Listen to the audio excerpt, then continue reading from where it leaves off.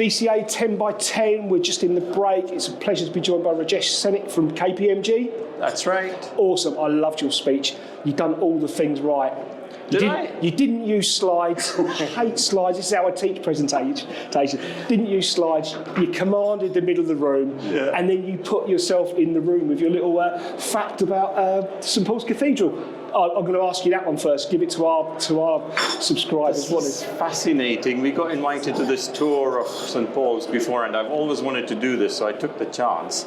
And they brought not just St Paul's alive, but London alive, because it talked about how, like, when the carvers were coming into work, they would look at people on the street and they carved them. But that blew my mind, the fact that the dome is 650,000 tons in weight, which is the size of a carrier, an aircraft carrier. Like, whoa. And how did they solve engineering problems in the 1600s without Excel? It was aliens. That's it. Whenever it's like that, it's the aliens. We have the same building challenges in the data center world. Yeah. But we need to get our act together. Like, they built this amazing thing, and we've got this is it kind of puts stuff in perspective, right? Yeah, exactly. But I do think we are at a unique time in tech history. I think the next 5 years are going to be transformative for us as a society, as employers, as socially. I mean, it's just phenomenal. Everything seems to be moving exponentially. Well, here's an interesting stat. I've read some forecasts that in 2 years, AI is going to have an IQ of 1600. Right. Einstein had 160. An AI query takes 10 times the amount of processing power as a normal Google query. Wow.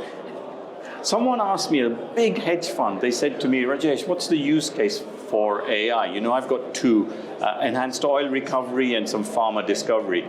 And I just looked at him and I said, look, what's the use case for the wheel? Right? That's a fair point. It's a great analogy. That's what we are on the cusp of. By the way, AI is just the upside case on data centers. There's a core of cloud transition, so workloads moving to the cloud, which will get us to 15-20% growth anyway. So AI is on top of that. This is the most exciting industry to be in right now. Awesome. Right, so we're going to ask you about your presentation now. Sure. You took 10 minutes up there, maybe a little bit less. Yeah. You've got a minute and a half. Tell everyone what your presentation was about in a minute and a half. Look, it's really simple. It's a mega exciting industry. And why is it a mega exciting industry? There's three macro dynamics going on. There's a mountain of demand, there's a wall of money, but at the same time, there's execution challenges to hit yield 9-12%, pick a number, right? The mountain of demand is basically driven by well-entrenched secular, i.e. non-cyclical drivers that are here to stay. And some of my clients are telling me we're just at the start of the S-curve. So we've got at least 10 years of this growth. The wall of money is basically investors looking at those drivers, looking at this as critical infrastructure, seeing the revenue visibility and saying, we want a piece of that. And there's all types of new investors coming into the market, new innovative deal structures. And the yield imperative is just like, look, we need to get our act together and make sure that we're delivering to time and schedule. If you miss RFS as an operator, you're in trouble, right? You've got to be able, you get a few kind of chances with the hyperscalers. And I'm talking predominantly hyperscalers. There's obviously edge and enterprise, which have different dynamics. But, as I said, CapEx per megawatt is a key measure and input into achieving yield in the industry. And we can't afford not to enable that.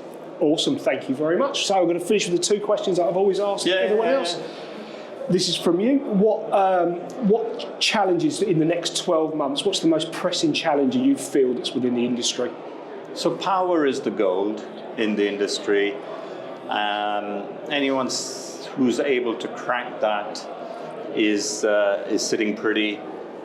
Obviously, with this talent shortage, the UK is making good moves in that direction. We're getting rid of zombie projects. National Grid is going from 600-700 gig of pipeline capacity down to 200 so they can focus. Yeah. And there'll be more emphasis on delivering data center power as part of that process. So I'm hopeful. 6 months ago I wasn't, but I think power shortages will get resolved. But like honestly, if you want to solve the power shortage, you have to be part of the solution. Yeah. Do you build a substation on the data center itself, in the data center or not, right? That's the big challenge. Obviously talent is a challenge. Then there's the perennial challenge around kind of understanding what the specification is from the hyperscalers. Yeah, Those are the big three. Obviously, site acquisition, power, execution. I would. Those three are the challenges that are right in front of us at the moment. Yeah. It's very, very good that you mentioned it again, and I think it's been very advantageous for the industry that it's recognised as a critical part of the infrastructure. Well, it needed to be.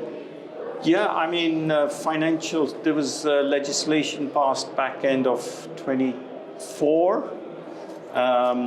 Data centers are now defined as critical national infrastructure. So there'll be some reporting regulations that come on, but like banks who are hosting critical information on data centers, they have to. So it is. It's now important that. It's core to our society now, right? Yeah, it's part of everyday life, whether we know about it or not. Would stop. People, I don't know, sometimes you talk to people and they're like, oh, I'm using YouTube and all this and that. Oh, it's on the cloud. No, it's not. No, it's not. It's in Slough somewhere. Yeah. I think the first thing we've got to do is educate people what the cloud is. The cloud is it's a black box out in Slough. It's not just floating around in the ether. That's fantastic. Yeah. So we're going to finish off on a nice one. You can go with this whatever way you like. I've had people talk about the golf handicap, the love of whiskey, the whole lot. What excites you short term? Let's say next 6 months. So what's exciting you? I referred to it, and sometimes I think it's important to just take a step back from the daily hurly-burly and say to yourself, what's your mission? And what excites me is, and it's starting to kind of crystallize for me, I think we're doing much more than enabling people to use YouTube and analytics and stuff like that. I refer to it as the mass mobilization of human consciousness. Yeah. Like if you really think about it. It's like the printing press. It's a printing press. Like I could have a thought, put it on somewhere in a data center. Somebody in Timbuktu to Helsinki to New Plymouth in New Zealand can access that and build upon it and create new thoughts, right? That for me is what's the most exciting thing about what we're doing. Whereas before you had a little book and you wrote in there and you closed it and only you knew it, now anything you think and form as an idea is instantly accessible to anybody. And the infrastructure is just getting better and better with AI to not just have that information available, but to be able to interrogate it in really smart ways. So that's what gets me excited. That's awesome. Rajesh, thank you so much for your time. Thank you. Enjoy the rest of the day. Thank you. Cheers. Thank you.